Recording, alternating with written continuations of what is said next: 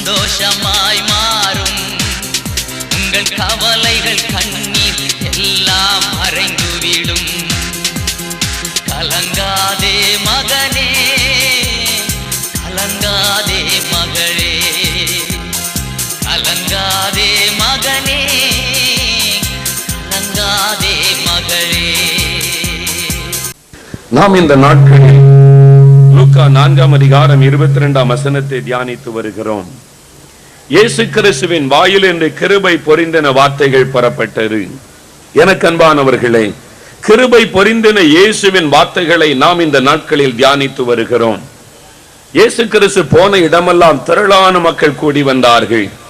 வெறும் அற்புதத்தையும் சுகத்தையும் பெறுவதற்காய் மாத்திரம் அல்ல, அவருடைய வாயிலிருந்து புறப்பட்ட வார்த்தைகளை கேட்பதற்காக, அவர் மூலம் அவர் வாயிலிருந்து புறப்பட்ட வசனங்களை கேட்பதற்காகவும் ஜனங்கள் திரளாக